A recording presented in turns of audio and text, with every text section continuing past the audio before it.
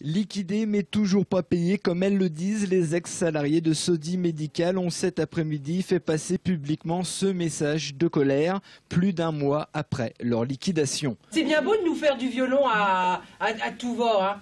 Mais ils ne se rendent pas compte qu'il y a des situations quand même, que les gens ils voudraient bien quand même se régulariser quand même. En face de nous, on a des personnes qui nous disent gentiment on va s'occuper de vous. En fait, ils se foutent de notre gueule, quoi.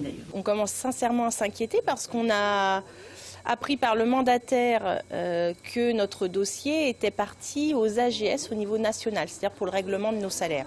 Donc aujourd'hui, on crée un peu scandale parce qu'on nous a dit avec la liquidation, vous allez avoir vos salaires qui vont arriver, vous allez sortir de là. Non, aujourd'hui, on n'est toujours pas sorti de là, nos salaires sont toujours pas payés. Seulement 2 mois sur 13 leur ont été versés. Elles sont toujours sans salaire depuis le 1er octobre 2011. Un ras-le-bol qui va les conduire à Paris au siège de l'assurance des garanties salaires, mais pas seulement. L'Élysée est aussi dans leur ligne de mire. Je pense que jusqu'à présent, on était calme et sage. Non, on va s'inviter, nous, on va rentrer, on va attendre dans les bureaux qu'on nous donne une réponse. Et puis, comme on sera à Paris, on va profiter de faire un petit voyage vers Arnaud Montebourg qui nous avait dit que la liquidation, ça allait nous apporter nos salaires. Donc, on va aller quand même lui expliquer que la liquidation, ça ne donne pas les salaires.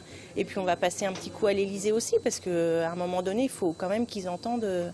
Donc, c'est pas parce qu'on est en campagne qu'on ne va pas se faire entendre et qu'il faut que notre dossier bouge et avance. Aucune de ces femmes n'a retrouvé d'emploi. Leur situation personnelle est critique. Le manque d'argent au sein de leur foyer se fait ressentir. Mes enfants sont grands, j'ai un mari qui est à la retraite, donc bon, j'ai pas la même situation que certaines qui sont toutes seules quand même, ou que le mari a une petite retraite ou un petit salaire.